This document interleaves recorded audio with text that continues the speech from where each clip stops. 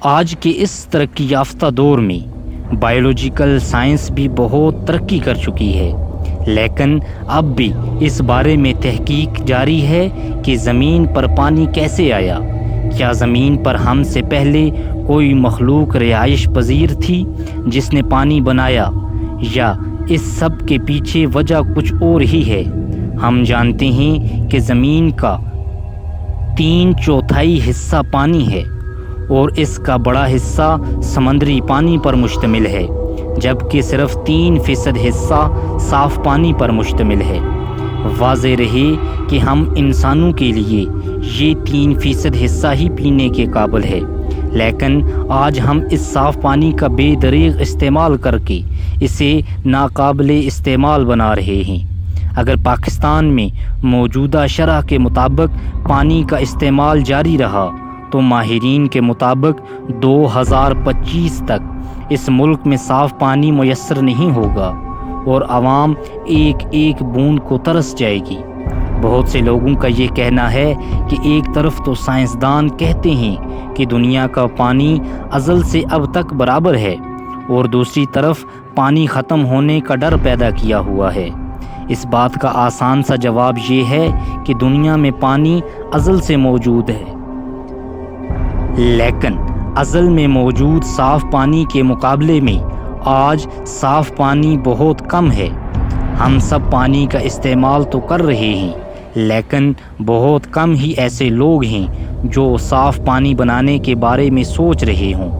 مگر کیا آج بھی ہم اسی طرح پانی بنا سکتے ہیں جس طرح تقریباً 3 ارب سال پہلے پانی زمین پر وجود میں آیا؟ اس بات کا جواب 100% یقین کے ساتھ تو نہیں دیا جا سکتا، لیکن ہاں، اس بات میں کوئی شک نہیں کہ پانی کے وجود کے بارے میں سائنسدانوں نے جو 2 نظریے پیش کیے ہیں، ان کی حقیقت تسلیم کی جا سکتی ہے۔ سائنسدانوں کی جانب سے پیش کیے گئے نظریے کچھ یوں ہیں۔ پہلا نظریہ، کیمیائی عمل کے نتیجے میں پانی کا زمین پر وجود ہوا۔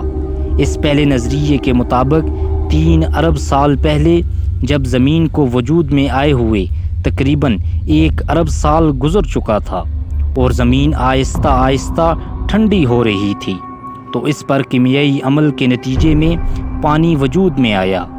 یاد رہے کہ زمین بھی ہائیڈروجن اور ہیلیم گیس کے اسی بادل سے وجود میں آئی، جس سے نظام شمسی کا سورج اور باقی سیارے وجود میں آئے۔ ماضی میں زمین ایک آگ کے گولے کی طرح تھی جس میں مختلف معدنیات بھی موجود تھے۔ ہمیں یہ بات معلوم ہے کہ ایٹم جو مادے کا بنیادی ذرہ ہے، اس وقت دوسرے ایٹم سے مل کر تعلق بنائے گا جب اس کے آس پاس کا ماحول، جس میں مخصوص درجہ حرارت اور دباؤ شامل ہے، وہ ملاپ کے لیے بہتر ہوگا۔ شروع میں زمین بہت گرم تھی، جس وجہ سے ایٹمز آپس میں مل کر کوئی نئے مالیکیولز یعنی ایٹم کا مجموعہ نہیں بنا رہے تھے، لیکن جیسے جیسے زمین ٹھنڈی ہوئی ویسے ہی مختلف ایٹمز ملے اور نئے مالیکیولز پیدا ہوئے۔ یہ مالیکیولز بھی ایک دوسرے سے ملے اور مزید باریک مالیکیولز بنے۔ ان کے ملنے سے پہلا خلیہ، جانداروں کا بنیادی حصہ، جو کہ پہلا جاندار تھا، فضا میں آتش فشاں سے نکلنے والے ہائیڈروجن سلفائڈ گیس اور زمین میں موجود ہائیڈرو کاربنز یعنی ایسے مالیکیول جو ہائیڈروجن، کاربن اور آکسیجن سے مل کر بنے ہوں، خوراک کے طور پر لیتا اور اس سے توانائی حاصل کرتا رہا۔ ان چھوٹے جانداروں کا ایک ہی بنیادی اصول ہے کہ ہر 20 منٹ میں 1 سے 2 ہو جانا۔ اسی طرح ان کی آبادی میں تیزی سے اضافہ ہوتا گیا اور ان کی بہت سی نسلیں بھی پیدا ہوئیں۔ چونکہ ارتقائی عمل کا آغاز ہو چکا تھا، لہٰذا بعد میں آنے والی نسلوں میں اپنے آباء کی نسبت تبدیلیاں آ چکی تھیں اور وہ فضا میں آکسیجن گیس بنانے لگے۔ ان کی آبادی کے ساتھ ساتھ آکسیجن گیس میں اضافہ ہونے لگا اور وہ جاندار جن کی مرکزی خوراک آکسیجن نہیں بلکہ ہائیڈروجن سلفائڈ تھی، ان کی آبادی مرنے لگی اور ختم ہو گئی۔ آہستہ آہستہ آکسیجن گیس کی وجہ سے کرۂ ارض کے گرد اوزون کی پٹی بننے لگی۔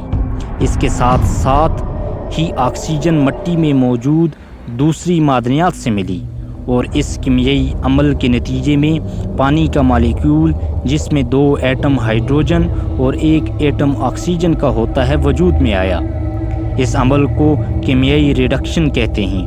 چونکہ ہائیڈروجن یعنی معدنیات میں اور آزاد آکسیجن یعنی فضا میں دونوں کی وافر مقدار موجود تھی، لہٰذا پانی بھی تیزی سے بننے لگا اور زمین پر موجود تمام گڑھے پانی سے بھر گئے۔ سورج کی روشنی تو پہلے سے موجود تھی، اس لیے بادل بننے کا عمل اور بارشوں کا سلسلہ بھی شروع ہو گیا، جس سے زمین اور ٹھنڈی ہوتی چلی گئی اور مختلف اقسام کے جانداروں کو پھلنے پھولنے کا موقع ملا۔ یہ تھا پانی کے پیدا ہونے کا پہلا نظریہ۔ اب ہم دیکھتے ہیں کہ پانی کا دوسرا نظریہ کیا ہے۔ شہاب ثاقب یعنی ایسٹرائڈز کے ذریعے پانی کی زمین پر آمد 20ویں صدی میں سائنسدانوں کو شہاب ثاقب اور دمدار ستاروں کے بارے میں بہت کچھ نیا پتہ چلا۔ ہم جانتے ہیں کہ شہاب ثاقب وہ پتھریلے مادے ہیں جو نظام شمسی کے بننے کے ساتھ وجود میں آئے، اور اگر ہم انہیں سیاروں اور سورج کے بننے میں باقی رہ جانے والا کچرا کہیں تو یہ غلط نہیں ہوگا۔ سائنسدانوں نے زمین پر گرنے والے ان پتھروں کا مشاہدہ بھی کیا کہ آخر یہ پتھر بنے کیسے۔ ان کی جانچ سے نہ صرف ہمیں یہ زمین اور باقی سیاروں کی حالت زار کے بارے میں بہت سی معلومات حاصل ہوئی، بلکہ یہ بھی پتہ چلا کہ ان میں پانی بھی موجود ہے۔ چونکہ اس وقت تک سائنسدانوں نے نظام شمسی میں زمین کے علاوہ کسی اور سیارے پر پانی نہیں دیکھا تھا، لہٰذا اس دریافت پر بہت حیران ہو گئے۔ سائنسدانوں نے تحقیق سے یہ بھی پتہ لگایا کہ زمین کے بننے کے فوراً بعد زمین پر کئی سالوں تک ان سیارچوں کی بارش ہوتی رہی، اور عین ممکن ہے کہ یہ سیارچے اپنے ساتھ پانی بھی زمین پر لائے ہوں۔ اس بات کا ہرگز یہ مطلب نہیں ہے کہ زمین پر پانی کا وجود صرف سیارچوں کی بارش سے ہی ہوا، بلکہ اس پانی کا زیادہ حصہ کیمیائی ریڈکشن کی وجہ سے وجود میں آیا اور کچھ حصہ ان سیارچوں کی وجہ سے آیا۔ بہرحال ان دونوں نظریوں میں سے کسی ایک کو بھی غلط نہیں کہا جا سکتا، کیونکہ دونوں ہی دلائل سے ثابت ہیں۔ زمین پر پانی کے وجود میں ان دونوں عوامل کو اپنی حیثیت حاصل ہے۔ یہ بات ہم سب جانتے ہیں کہ ہماری زندگیوں میں پانی کیا اہمیت رکھتا ہے۔